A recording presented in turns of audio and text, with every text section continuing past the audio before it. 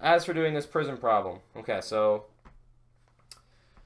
this is intergalactic problem number 10 of the optics, aka the edgy prism of Lord Botzer, or Lord Reztob, rather.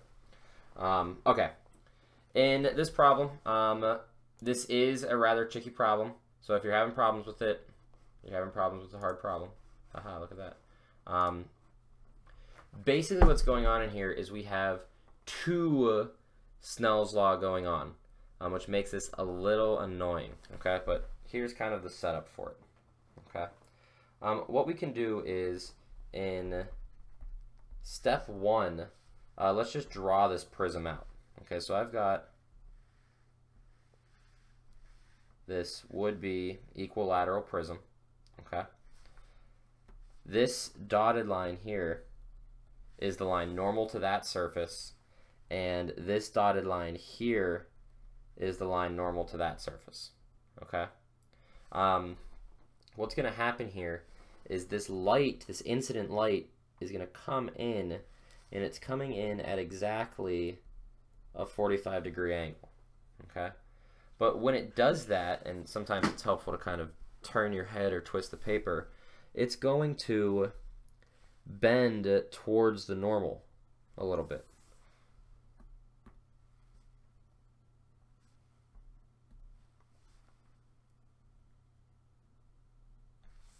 Okay, so that light bends towards the normal. That's a lot. I shouldn't have bent it that much. It's kind of hard doing here. Here, let's zoom in. I can zoom. He can zoom, he can zoom, he can sing. There we go. So the light bends in towards the normal. Okay, now that's once again a big bend, but we get the idea.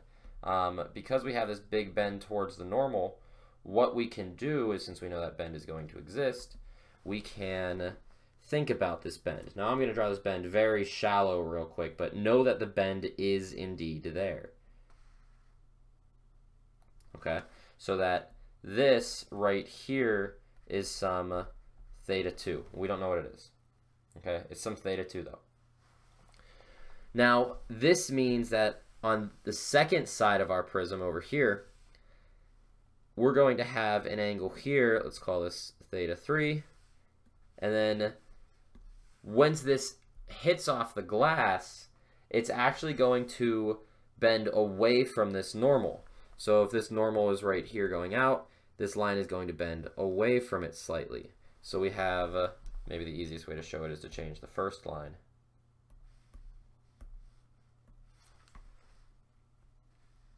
We have light coming in, bending, and then bending again, with that first angle being 45 degrees. Now at the very end, what we do know is that this out here is actually going to be theta 4. And that's kind of our setup. Now, the issue here is we know that out here we're in air, in here we're in the glass, and then out here we're in air again. So we know what our index of refractions are. For air, index of refraction is 1. For our glass, we're saying the index of refraction is 1.58. And then back in the air again, we're in 1.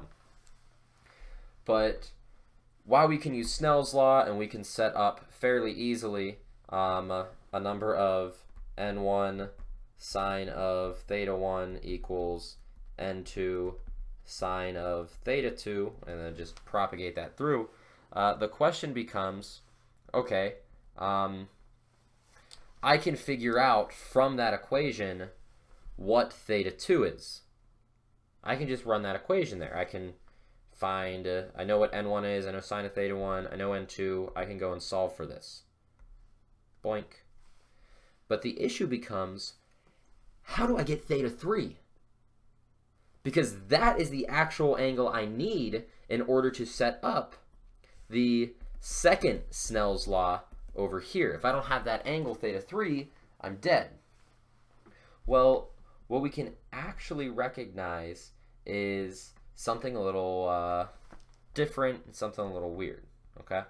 I'm going to redraw this equilateral triangle, but I'm only going to draw this center region, okay?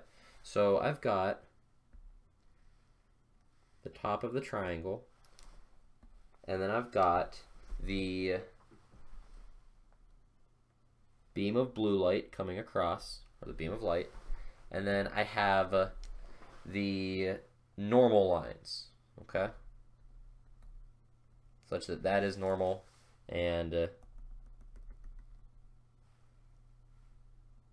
this is normal. Now, this angle right here is theta 2, while this is angle 3. We're going to zoom in and take a good look at this triangle, okay? So this here is theta 2, this here is theta 3. Now I'm going to label two more angles. I'm going to label angles B, and I'm going to label angle C, okay? And there is one last angle we actually know here. We actually know that in the very tippy tip of our triangle, because it's equilateral, that's a 60-degree angle. What this allows us to do is, if we know that these angles here are 90 degrees, then what we should be able to say is that if we add up 60 plus B plus C, we should get 180, because that is a triangle right there. Between the two red and then the blue line going across, that's a triangle. So if we can say that the 60 degrees plus angle B plus angle C equals 180, then we're set, because that's a triangle. Now to do this, angle B, I already know the 60's there, angle B just happens to be 90 degrees, that's the right angle, minus, and I'll put this in the proper color, theta 2. It just happens to be that up here I could get theta 2, so that's helpful. Plus, well, what's angle C? Well, angle C is just 90 degrees minus theta 3.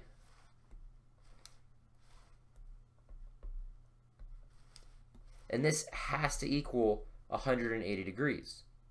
Well, I know 60, I know 90, I know theta 2 because I solved it with Snell's law. I know 90, I know 180. I can solve for theta 3. Once I have theta 3, I can go apply Snell's law once again with this little setup right here. Okay? So this little triangle piece here, that was the kind of secret to this problem in order to solve it.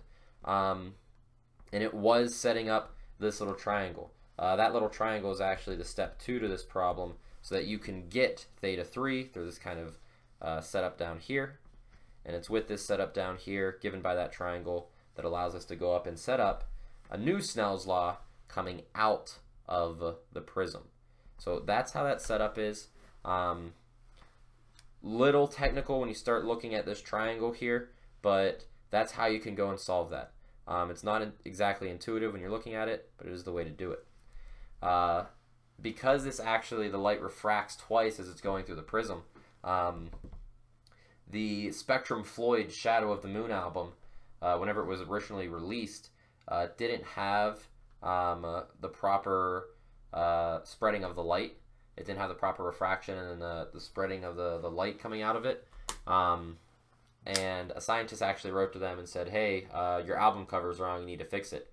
And when they did a remastered edition, they went back and they actually put in the true physical changing of the light as it should match up via physics.